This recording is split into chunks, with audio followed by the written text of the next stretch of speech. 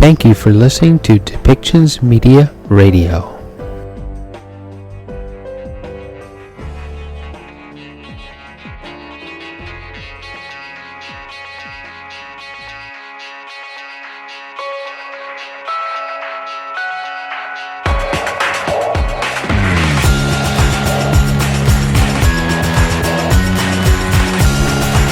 Welcome to Policy and Rights, the show about government policy and human rights.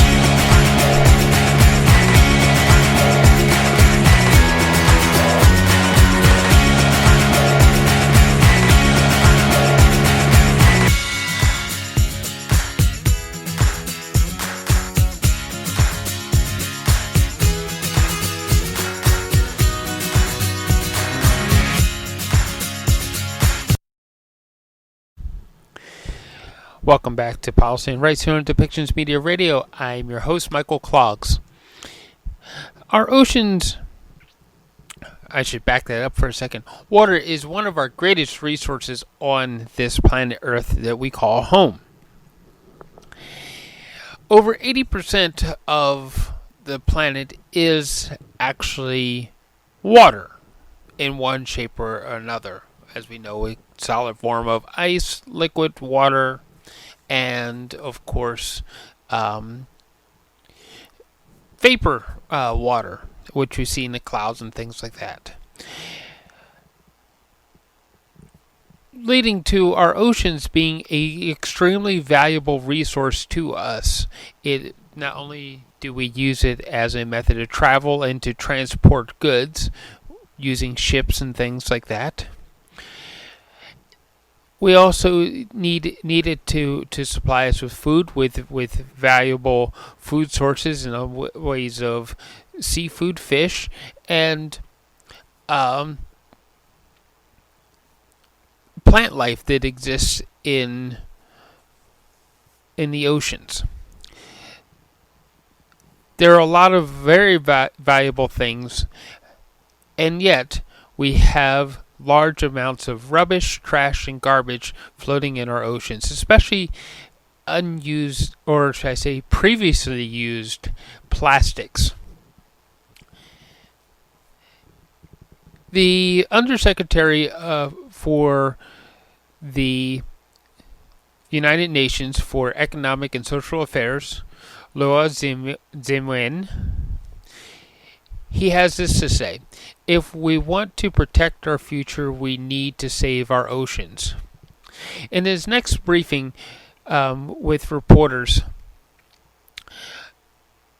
the UN Ocean Conference, which will take place from January 27th from June 27th to July 1st in Lisbon, Portugal, the governments will adopt a political declaration entitled "Our Ocean, Our Future, Our Responsibility." In this next briefing, we're going to hear from the Undersecretary General for Economic and Social Affairs, and he will be partnered with a guest as they talk about this valuable resource that is our oceans, a resource that we need to clean and reclaim for our environment.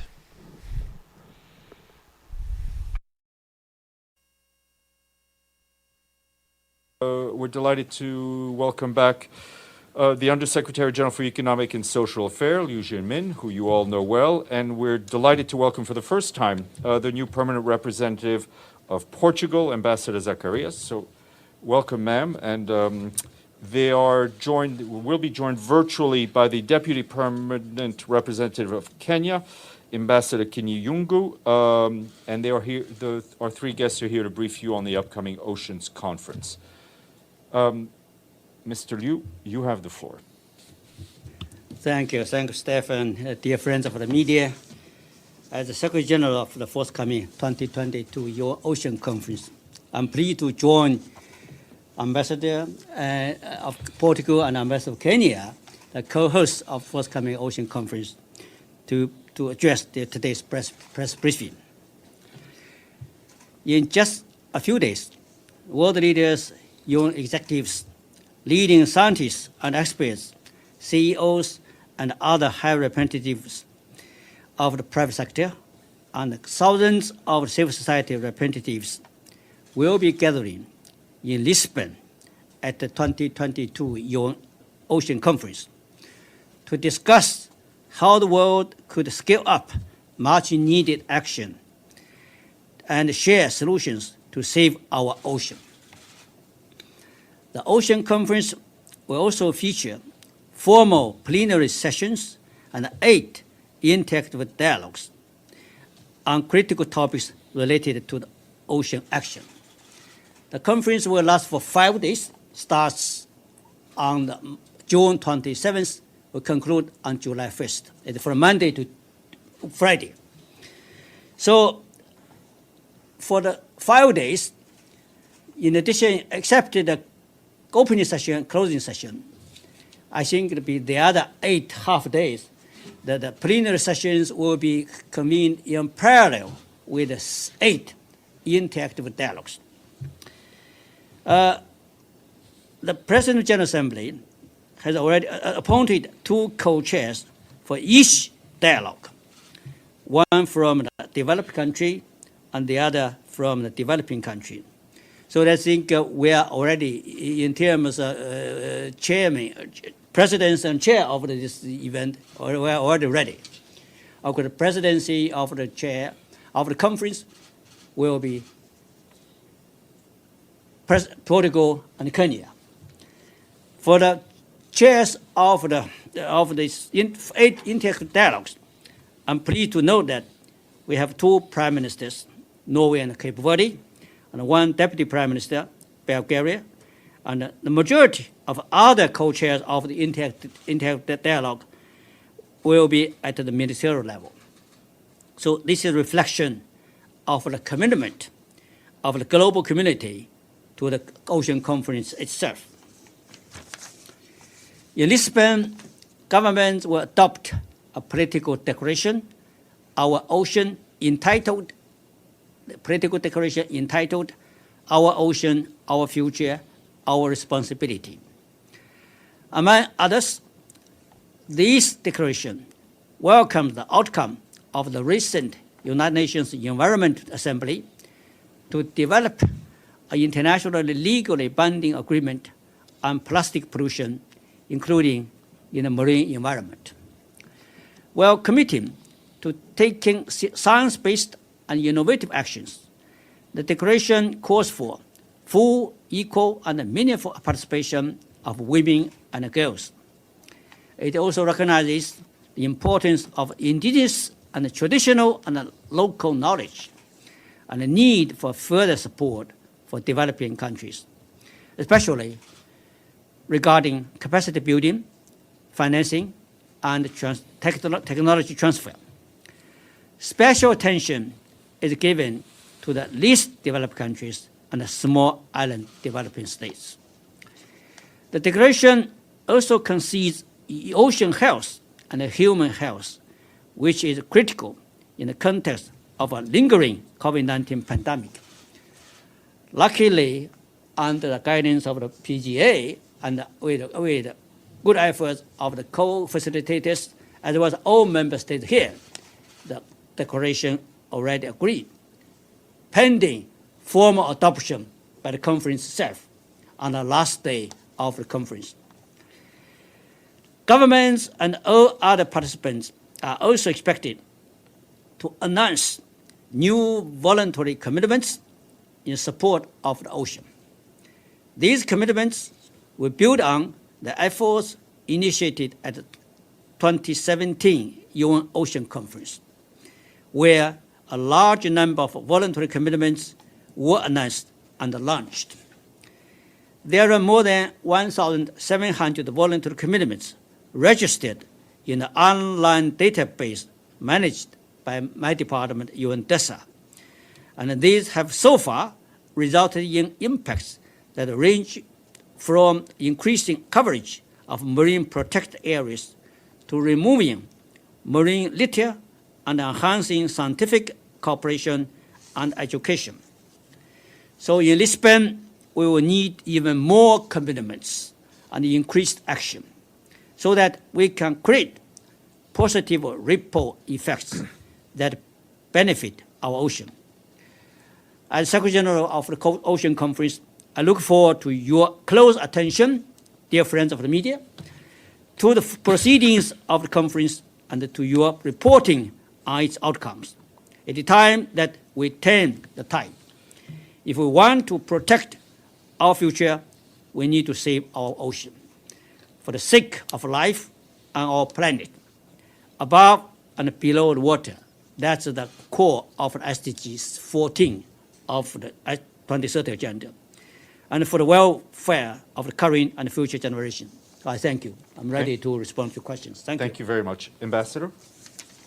Thank you very much, Stefan. Good morning to all, and let me greet you, USG Liu, and also Ambassador from Kenya, Ambassador Jambi Kinyugu, that is joining us. We, as you've heard, will be the co-hosts of this ocean conference that will take place in Lisbon. As you know, as U.S. Secretary General Liu said, this is the second ocean conference. So we are very grateful to Fiji and Sweden for their work in 2017, and we are building on that legacy. And now it's time for action. Now it's time to see what we can do more. I think the title of the conference is very telling. The title of the conference is Scaling Up Ocean Action Based on Science and Innovation for Goal 14, Stock-Taking, Partnerships and Solutions. This is what we're looking for, stock-taking, partnerships and solutions.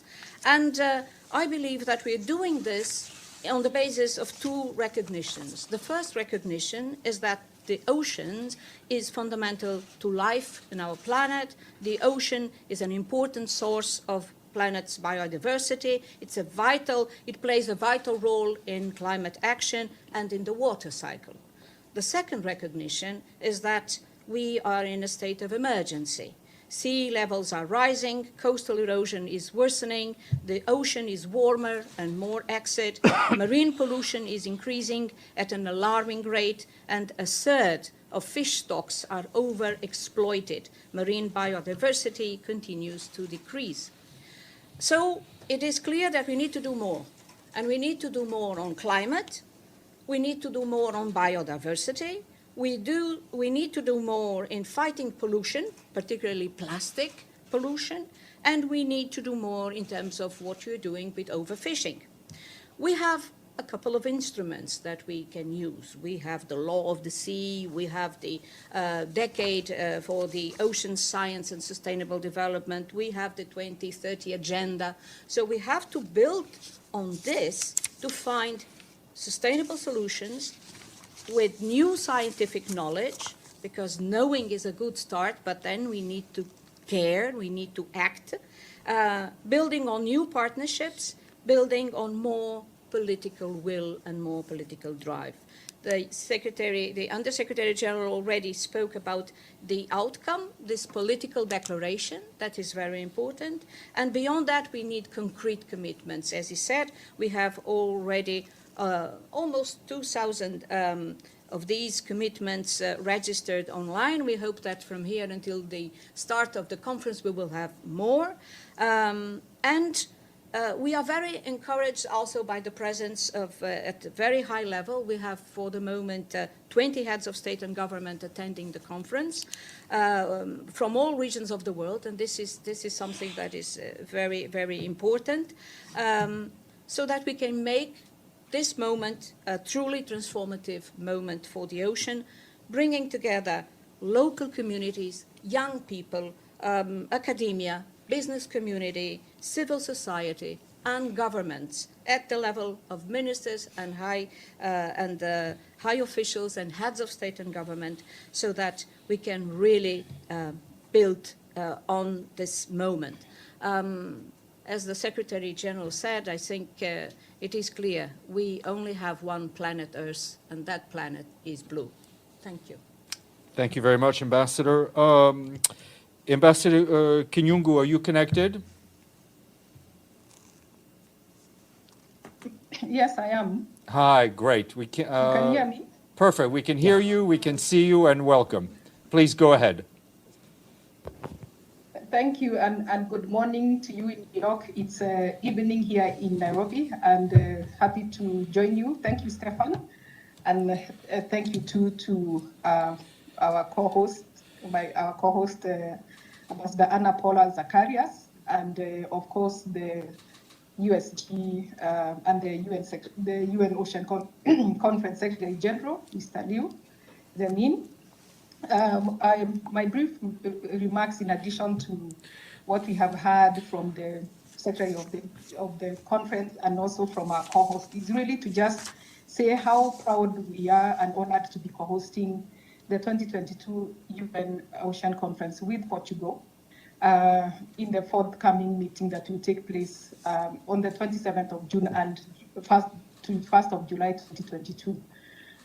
I would like to add, in addition to Ambassador Zacharias said two key points, that we took this task because we saw it representing an important opportunity and responsibility, and an opportunity for sustainable well-being and economic development, as well as opportunities for improved food security and alternative livelihoods for our women, the youth, and many other people who we know right now are jobless, especially in terms of recovering from COVID-19 pandemic.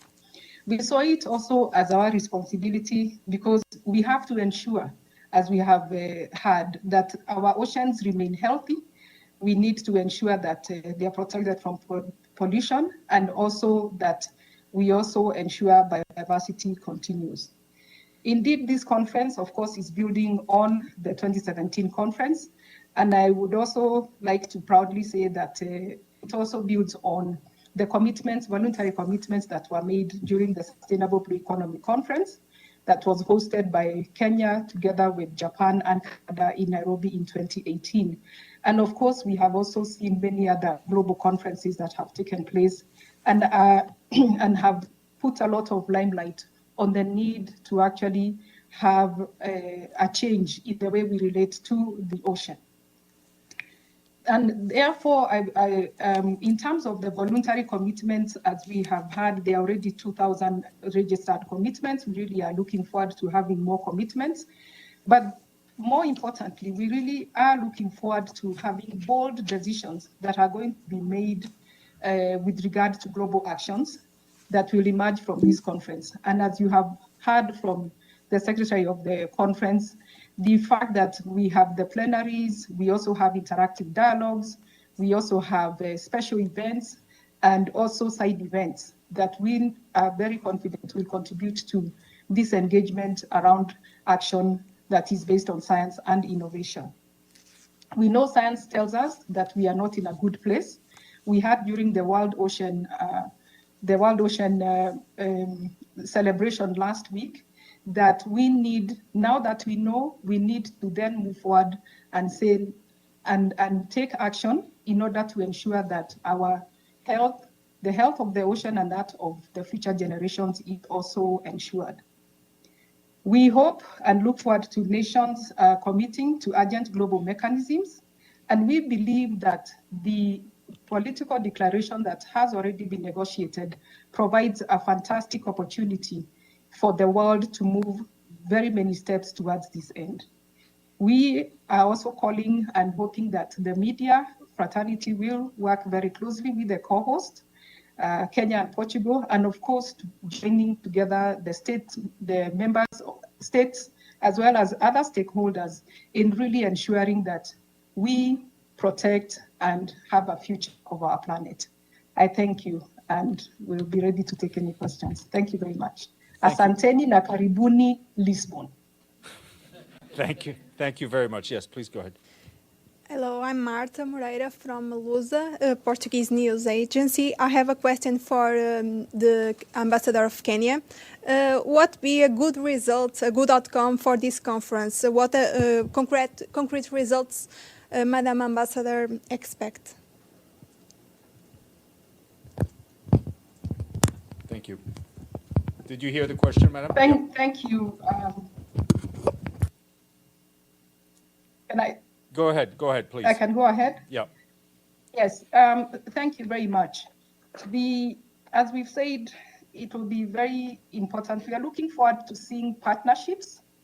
One of the concrete actions that we really anticipate is partnerships that are going to come out of this engagement. As you have heard from the Secretary of the conference, we have both developing and developed countries that are participating, and at the very highest levels, at the head of state level, and also at the ministerial and the different the different stakeholders other than government.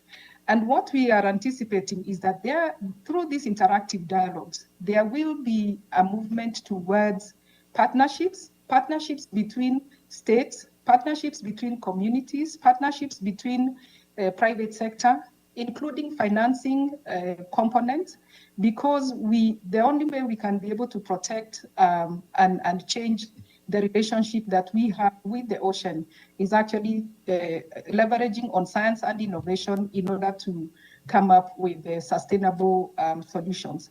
So we anticipate that also, for example, through the Sustainable Blue Economy Investment Forum, that there will be an interaction between those who are investing in the ocean economy, in the blue economy, and that we can also, as a member of a developing countries, also see the transfer of technology, training, and capacity building, so as to facilitate the development and sustainable exploitation of the blue economy, because the blue economy, we know, does provide a fantastic opportunity especially for developing countries and women and youth in terms of creating new livelihoods. Thank you. Thank you.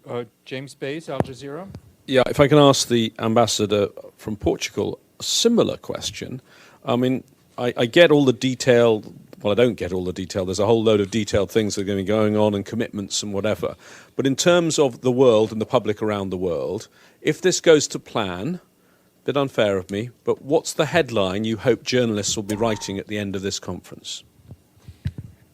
Thank you very much. Difficult question, but a very important one. I think that we need to bring science into the system. We need to bring scientific answers to this connection between climate and oceans. That's the first one. Second thing, as the ambassador said, we need partnerships to develop new ideas, new concepts, being them economic or action-oriented, even in political dimension. We need innovative financing solutions for these partnerships to function. And we need to look at the Sustainable Agenda 2030 from the perspective of the oceans, because we need to do this connection. It's a connection with all the other sustainable development goals. It's 14 and the others. It's 14 and 6, for instance, with water. We cannot avoid this idea that there is the cycle of water. We need to discuss all this. And then we are prepared to have a special event on the water cycle, bringing together the oceans and water. And finally, I think there are two other elements, two other big news. One is bring in young people. We are going to organize an event with young people that has also the word innovation in it. It's youth and innovation. We want to have creative solutions from young people, to not just to say, oh, we have a problem, but to have real solutions for the oceans.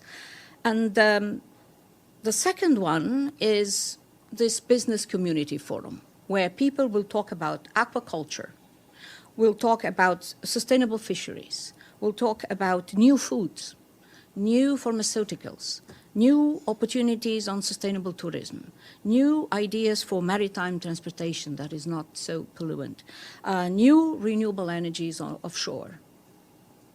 And I even can get the third one, local knowledge. Bring in local knowledge, because it's science indeed, but it's also local knowledge. We need to bring the communities that know how to deal with the ocean, that have been caring for the ocean for many, many centuries. So we have to bring this knowledge of the indigenous communities, of the local communities, and we also have to work with them, trying to find solutions that are sustainable and that are supportive of the livelihood of people that live around the oceans. And we're talking about billions of people. Thank you very much. Pam Fogg, CBS News.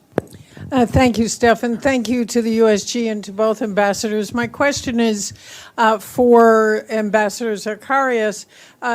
In terms of outcomes, as James just asked, there have been a deficit, I would say, in the past, at least in the first Oceans Conference, to come up with concrete solutions for the plastics issue. So turning to plastics, so many countries are continuing, rich and poor, to dump plastics into the ocean, and you see it all around the world. What do you think this can come out? What's your best case scenario of what can come out of this conference on plastics? Thank you. Thank you very much. We hope to have a new legal instrument. That's the most important thing. We really would like to have a new legal instrument. Of course, a conference cannot sort out all the problems that we are seeing around. The conference is just one element. But it is also very important to have some sort of accountability. When we have seen the pledges made in 2017, that we can now look at these pledges and see were these commitments fulfilled. And now that we have almost 2,000 new commitments, we really need to look into those commitments and see how are these going to be fulfilled. So I think that in terms of plastics, there will be one of our interactive dialogues where this issue will be discussed. There is this idea of a new legal instrument that it would be very important. And there is also the issue of accountability, looking into what has been done and what is now promised and what will be achieved in a couple of years if we're going to have a follow-up of this conference. Your microphone. If you could, Pam, your microphone, please, so they can hear you. I apologize. Could you give 1 second follow-up on, well, it doesn't have to be 1 second, follow-up on what this legal instrument will do?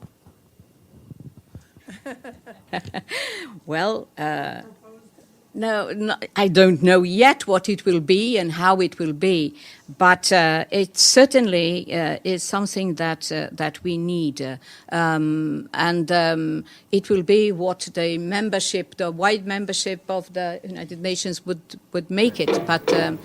But it is something that is absolutely necessary and urgent. So I think that it will be important for all the stakeholders to have this discussion and see the impacts of plastics in terms of littering the ocean. We know a lot about it now, so it's time to bring up a solution on this. Thank you.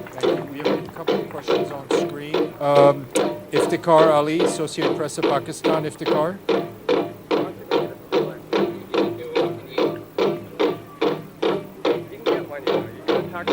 Okay. Abdelhamid Sayam. Abdelhamid, are you on? Yes. Great. Thank Please you very much. Go ahead, My name is Abdelhamid Sayam from the Arabic daily Al-Quds Al-Arabi. My question to both Ambassador of Kenya and Portugal about the division of world power these days and how they might affect this conference. If you look at the Security Council today, the division is very apparent. Do you expect this division to be transformed to this conference, and how? Thank you. Please. Well, the world is living through difficult times. So none of us, none of what we do, none of what United Nations do is immune to the setting that we are living in. But this is a UN conference, and invitations were set up by the Czech Secretary General, and therefore everybody has been invited to the conference. So we hope sincerely that in Lisbon we will be able to discuss in an open, free manner and try to find solutions that are important for the whole of humanity. We have to know how to be able to continue our debates and our discussions despite the difficult situation that we are living in. Thank you. Thank you. Ambassador Kinyungu, did you have something to add, or? Yes, just also to join our co-host in really emphasizing the fact that we are extremely sensitive to the fact that we are not in a very good place as the global community within the context of the ocean, and this is what really the conference is about. But that does not, and it means that we must pay a lot of attention to the survival of humanity, and not just humanity, but we are really looking at biodiversity, life on Earth, and the planet. And it is our hope and expectation that that is what will remain the focus of the conference. And as Her Excellency Zacharias has said, this is an international UN conference that is bringing together states, different stakeholders who are really intent on seeking solutions to what is happening, because if we do not do that, then the ocean will not be able to leverage on the ocean in terms of achieving the Sustainable Development Goals and also the Agenda 2030. Thank you, Abdel Hamid. Thank you. We'll take one last question from James Bays, Al Jazeera. Sorry, you've had my nice question. You're now going to have the slightly more inconvenient one. I would very much like to be going to Lisbon. It's a beautiful, lovely place. But I want to ask you about the costs and the environmental footprint of having, it says 5,000 people all going to Lisbon. I attended the COP conference in Glasgow. That was a UN conference. We had UN security officers who'd been flown in from all over the world, including some from here in New York. How many staff are coming from New York? How many staff are coming from elsewhere in the UN? Even though Lisbon is lovely, could this not happen in Geneva or New York, where you already have the infrastructure? It seems to me these questions need to be asked each time you have one of these type of events. Yeah. I do like Lisbon, though. Yes. Well, we put that question forward every time there is this big event like this. We always try to shorten our carbon footprint, do our best, avoid cars, have electric buses working. Try our best to not have this so much impact in emissions. And in terms of costs, I think that here there is also an agreement between Portugal and the United Nations. So we are also providing some funds. So I would say that in terms of costs, the costs are not are covered some by us, by the United Nations, and I think that there was an agreement, and things will be, in a very streamlined package. In terms of environment, yes, there is all the time that we meet in the large scale with a lot of people somewhere in the world, but we need to meet, and we can always say that people coming from all around the world to meet here at the General Assembly costs to the environment, but that's what we have to do.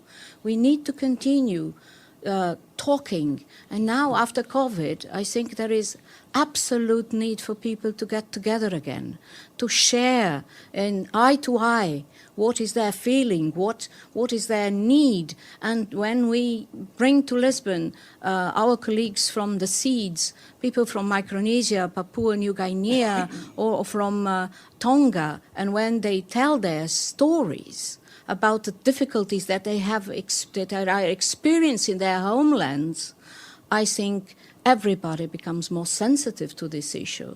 So there is a cost, indeed, but there is also an opportunity that we need to explore, this possibility of being together. I think it's important. USG, if I could follow up, I mean, just on the specific example on this, how you try and save money and save the environment. I mean, I don't know if it's going to be like COP. Are you going to have UN security guarding this conference in uniform, the same very professional people we see here, but I assume they have security personnel in Portugal you could employ? Thank you, James. I think definitely this UN conference in Lisbon would be, I don't know the first or second, Stefan knows better, it would be the larger conference convened by the UN in person. So we don't know, until now we don't know the exact figures of it, but I think it would be a big conference, but it would be smaller than Glasgow. For the UN support, I think that we mobilize UN support from all over the world. It would be staff going to Lisbon, we're trying to use many staff in Europe, like Geneva, Vienna, I think Rome, other places that are much closer to Lisbon, to save the cost. Because, colleagues in the media, for the UN, no budget for this conference. The expenses are provided by the host country, Portugal, that we are very grateful to the host. That we are also think it will be altogether, all throughout the world, we should have around 200 UN staff covering substantive support, conference support, media support, security support, all support. So we have a security staff to safeguard the blue zone. We are going to set up from I think 25th or 26th, 6th, so there'll be blue zone for the UN. But all this management will be with support of the host government. I think definitely there will continue to be participation online, because I think not everybody will be able to travel to Lisbon, Jefferson. James, I think it proved to be effective for these hybrid meetings and virtual meetings. But for the real engagement, for multilateralism, we also need in-person meetings. I think that's why this ocean conference would be very meaningful, also test of your ability, that how we can commit the in-person meetings. I think if this successful, we will have also successful forthcoming General Assembly, high-level week, be fully in person. Second, I want to also add to the comments by two ambassadors. For this ocean conference, for that 1 week, we have all official events, because these are all decided by the General Assembly, not decided by Secretary General, but by the General Assembly. But beyond that, they are saying host in collaboration with some UN agencies, also going to convene 4 special events covering many of the issues. Blue economy, I think, salt water, fresh water, and otherwise the youth innovation, all these issues. Then there'll be also great number of side events, because saying the side events there'll be around 500 applications, but not all of them will be accommodated to have. We have to review, we have to merge some events. I think it'll be, so until now, around I think 300 confirmed, the side events. Some will be coming in person, some will come in the convention center, some outside convention there, and some will come in virtually. But through all these formats, we want to accommodate the participation of all interest. My last point I want to add, a colleague from CBS raised the issue, how we address these plastic pollutions. Plastic pollution is, I think, ocean is a victim, but plastic pollution is created on land. So that's why I think World UN Environment Assembly takes decision. I think they are going to initiate the conclusion of an international legally binding instrument on plastics, especially on single-use plastics. So that's, I think, be ocean pollution originally not by ocean, also from land source. So this would be, that's why this ocean conference is meaningful. We want to improve the linkage and connections with SDG 14, with other SDGs. And that's why on the last day, Friday, we should have a discussion on how the interlinkages between SDG 14 and with other SDGs.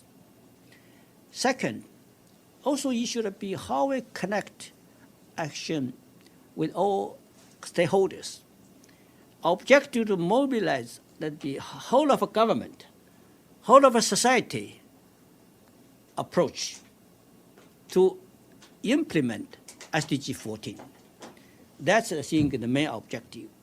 So, colleagues, I think we have a high ambition for this conference, but I think we need also rely on you, the media, to communicate these messages to the public.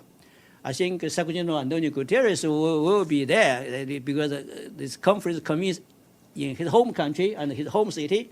He will be delighted to be back. I think many UN principals also will be back when we go to Lisbon. I think Stefan will lead and coordinate our media briefing and also to help you to get connected with all our staff and all the secretariat service. Thank you. Thank you very much. I want to thank our guests. Sorry, Ambassador, you had something, a last word. Yes, just really highlighting the importance of member states and different stakeholders meeting. There's a saying that goes that when one sword sharpens another, when we get to meet together in Lisbon, we share experiences. Remember, one of the issues that we spoke about is the importance of creating political momentum, political will and commitment. And political will and commitment and momentum must be developed both from bottom up and from top down. That is the only way we are going to be able to agree when we meet and say, yes, we must really take charge and ensure that our oceans become healthy. Great. And we will not be able to do that without meeting. And that is the beauty of multilateralism, the beauty of the United Nations. So, as my colleague, Ambassador Zacharias said, and the secretary of the conference, kindly please join us so that we can really create this momentum. Let us speak to what science is telling us, and let us use that knowledge in order to create a new momentum, because we must keep in mind that the world is still suffering from lack of jobs, unemployment, there are conflicts that continue, and there is a competition for resources. Let us be able to exploit sustainably the resources that the oceans provide. Thank you very much, Stefan. Thank you very much, ma'am. I want to thank our guests, and now I will ask Paulina Kubiak to brief on behalf of the PGA. Thank you.